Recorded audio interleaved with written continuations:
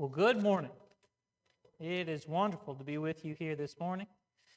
Glad for your presence. We had a wonderful week this past week. Last Sunday began our gospel meeting with Brother Cedric Davis, and he was with us till Wednesday, and he gave 6 excellent lessons. And I encourage you, if you have not, if you weren't able to be here for most of those or any of those, please go on YouTube and watch them. And you'll see what the rest of us already experienced in stark encouragement. And Brother Davis did an excellent job. And so I do implore you to take advantage of that if you can. Well, this morning, the lesson I have prepared, when I was I sat down to study for my lesson, and Blakely came in there and she said, "I want to help you." And I kind of brushed her off a little bit. "No, you can do something else. I don't need your help." She goes, "Well, I can draw your pictures." And she meant for up here. And I wasn't even planning on doing a PowerPoint. Normally I don't for my sermons. I do for my Bible classes, but normally I don't for my sermons. And then I got to thinking, I was like, you know what? I could use you sometime, and I will. And then I thought again, you know what? I'm going to.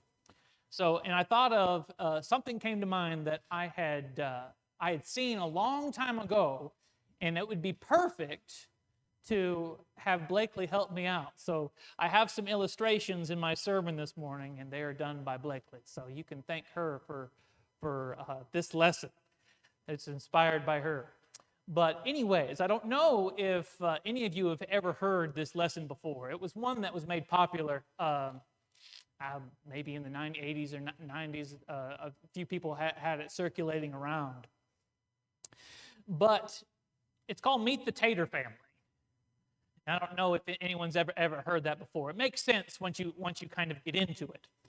But 2 Corinthians chapter 13 and verse 5 is the lesson that is the verse that was just read for us a few moments ago, and it says, "Examine yourselves as to whether you are in the faith.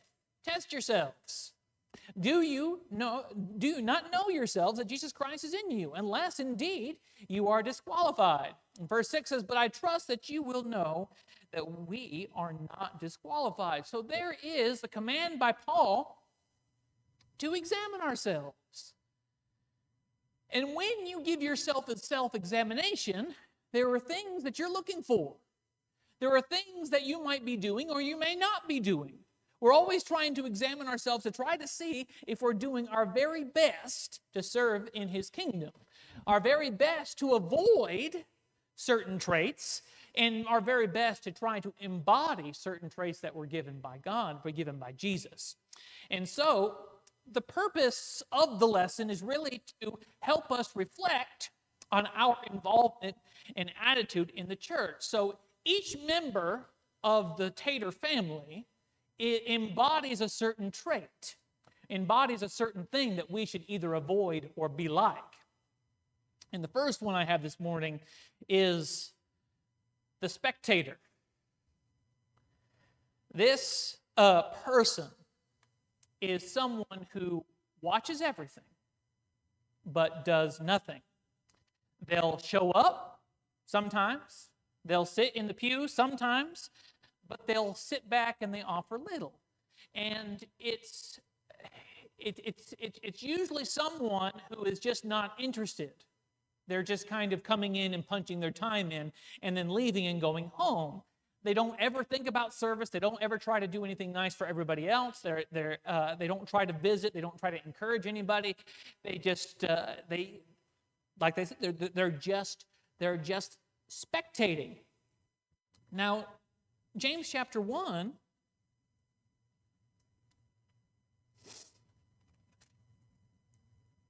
in verse 22 says, "But be doers of the word and not hearers only, deceiving yourselves." And so there is something that is commanded, something deep within us that wants for us to serve, that wants us to do.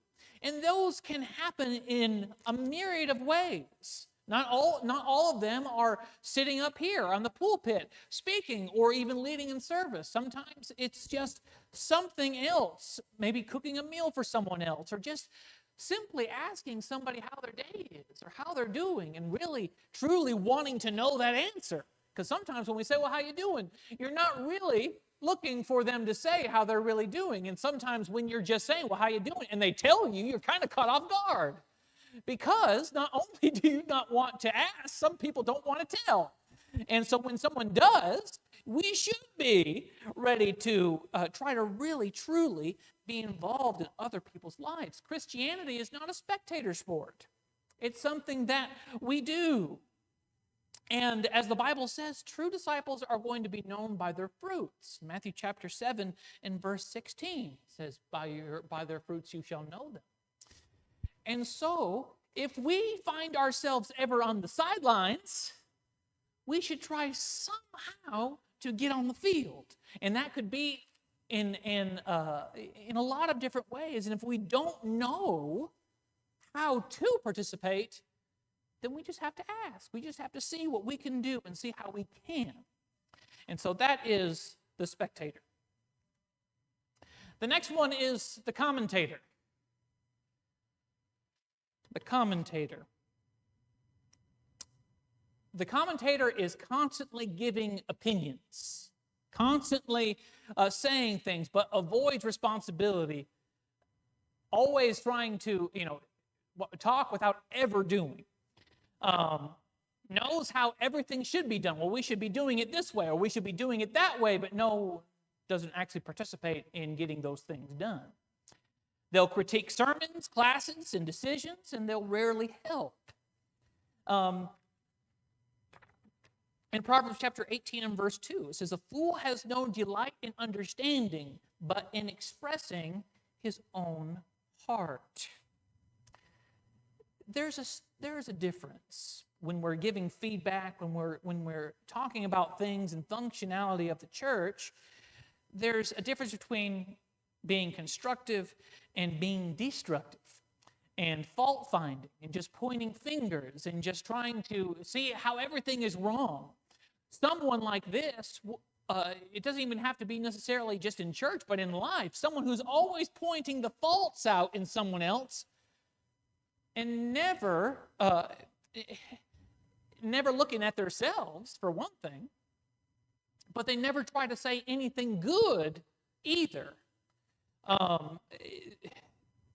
Just as much as we can be constructive, we can be destructive. And so if we find ourselves talking down to people all the time and trying to just point out their faults all the time, maybe we can try to rethink that. Maybe, well, how can I encourage instead? How can I say something nice instead? How can I be, instead of being destructive, be constructive? How can maybe I still critique, but then be supportive as well?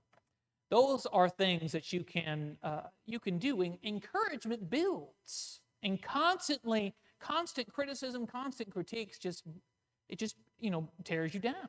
Sometimes we need to hear those critiques. Sometimes we need to hear things that we don't want to hear, those hard things, but they have to be balanced. And someone who only focuses on the negative all the time when they're talking out their mouths like this Tater here, then there's no balance. So we should be known by trying to build people up, not by only tearing them down. The book of Ephesians chapter 4,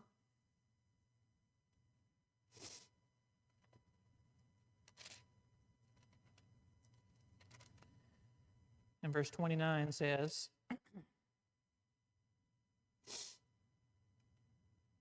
"Let no corrupt word proceed out of your mouth, but what is good for necessary edification, that it may impart grace to the hearers." And so we are trying to build people up and not simply just tearing them down. The next one is the imitator. The imitator, the hollow mimic. Someone who kind of goes through the motion, they copies others outwardly without ever having inner conviction. This person does work. This person does find ways to contribute. This person does try to participate, but there's nothing going on within that's really transformative about them. They're just kind of going emotions in this aspect where they think it's more of an obligation rather than being responded by some kind of faith that is transforming their lives. Sometimes we can be conformed instead of transformed.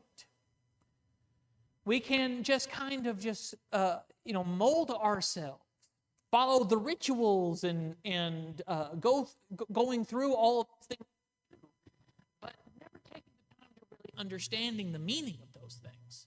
Never really trying to embody those things in your heart. Never really trying to seek God, know God, and really having a relationship with Him. And so, faith isn't something that's secondhand. It's something that you have to experience yourself. And just simply by coming to church and getting involved and trying to do good doesn't necessarily mean that you're living a transformed life, that you're living the abundant life that God wants us to live, that Jesus wants us to live, that He teaches that. And so we have to cultivate our own walk with God. Imitating godly examples is good, but that's only part of it. We have to let those things become really, truly a part of us and let those things transform us. In the book of Galatians, chapter 6,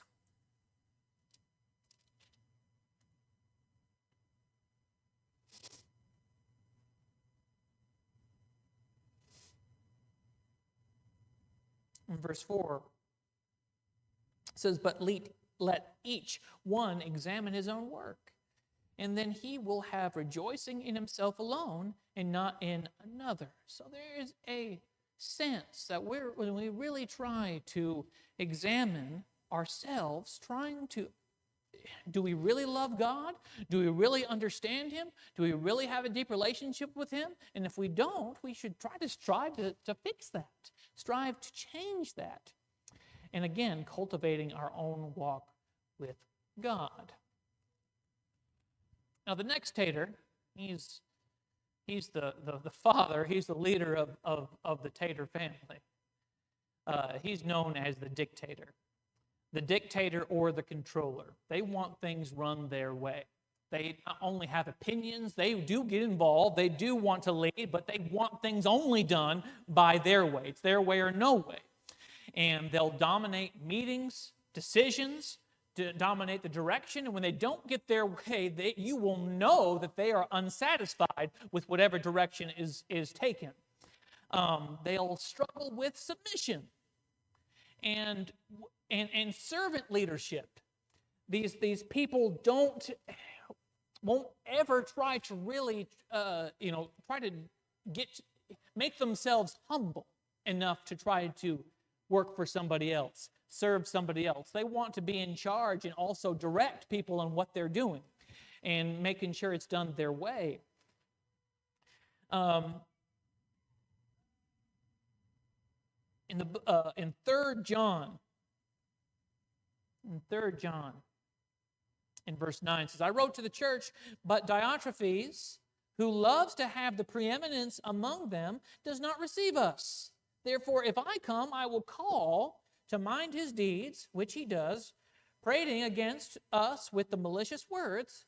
And not content with that, he himself does not receive the brethren and forbids those who wish to in putting them out of the church." This person right here, Diotrephes, was being a dictator at that time. He was taking control, deciding who could even come in and worship with them. And if he didn't like them, he would say that they didn't belong to them and turn them away. He was trying to control things there. And in turn, be embodying this attitude of the dictator. Leadership, when it gets down to it, is just another form of service. It's not control. In Mark chapter 10,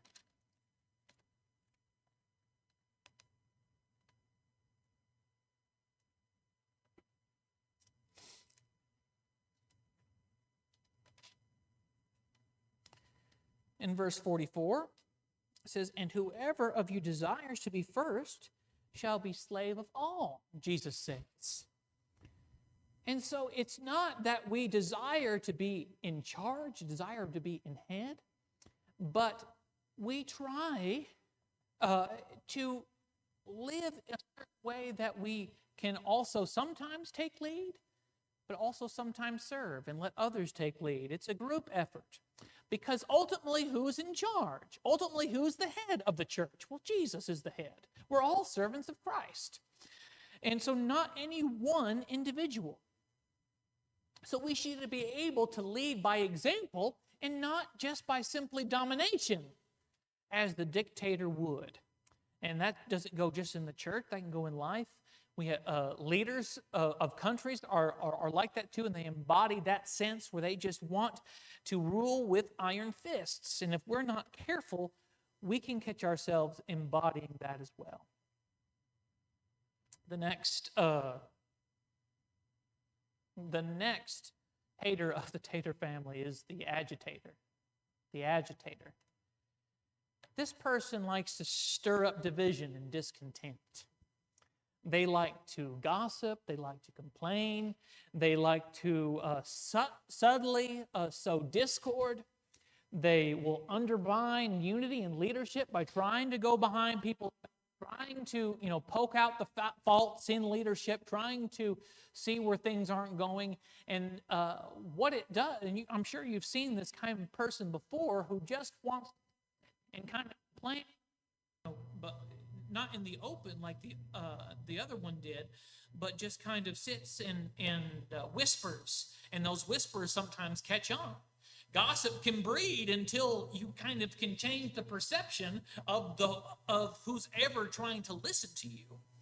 And so the agitator is the troublemaker, trying to sow these things up. In the book of Proverbs, chapter 6,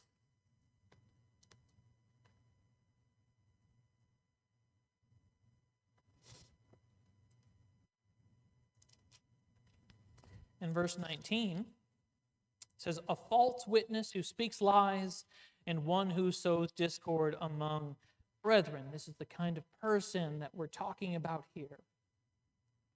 But God doesn't like division. 1 Corinthians chapter 1. In verse 10. Paul, writing to the Corinthians, says, now I plead with you, brethren, by the name of our Lord Jesus Christ, that you all speak the same thing, that there be no divisions among you, and that you be perfectly joined together in the same mind, in the same judgment. God doesn't want us to be divided by little things like that. And they don't want us to sow discord among us, to gossip about our brothers and sisters, to try to change those things. But Jesus says in Matthew chapter 5, in verse 9, blessed are the peacemakers, those who try to make things easier, not harder, those who try to be a bridge builder and not a wedge builder between people, trying to bring people together rather than dividing them. And this is the kind of behavior that we need to try to keep ourselves from. The next hater is the hesitator, the uncertain believer, always hesitant and never decisive. They may want to get involved, but they are scared to. Why, for whatever reason, afraid to commit, to serve, to teach, or lead. They'll let opportunities pass them by because of fear or procrastination. In Matthew chapter 25, in verse 25,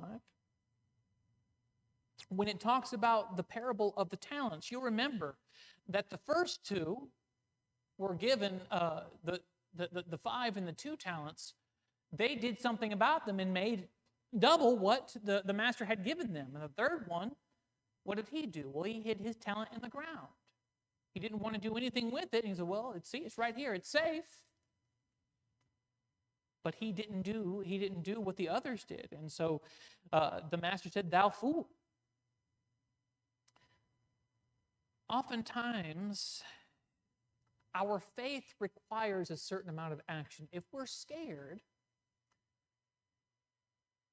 That's why we have brothers and sisters of Christ. That's why we have the family of God. If we're scared about doing something, maybe we can find how to get help to be able to perform those tasks, to go have a Bible study with someone, to talk to somebody about Jesus. Whatever we might be scared to try to get into, sometimes we just have to either just jump right in and eventually those feelings will go away, or we can try to find help to do those things. Hebrews chapter 11 is the chapter of faith. And if you read through each of those verses in Hebrews chapter 11, we all see that faith is done by people, requires the action. It's one thing to believe, but it's something else to turn that into faith, and in terms make that working for your life, and in terms working for others as well.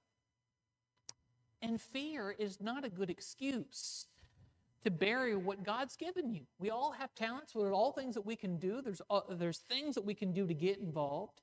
And like I said, sometimes they can be anything. There's a way. If we don't have a strength here, we might find a strength in some other way.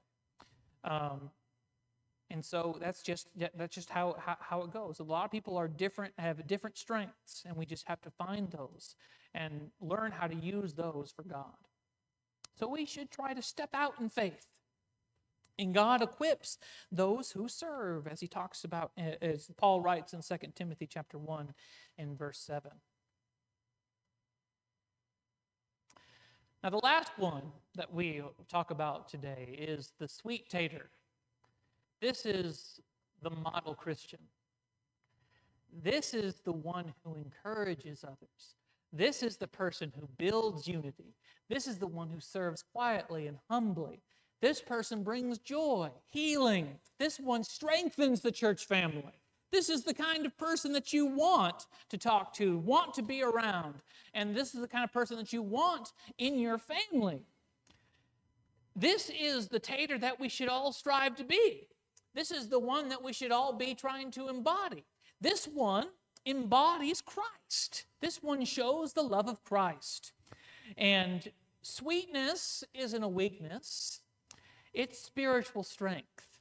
And we need to be the reason someone feels stronger in their faith.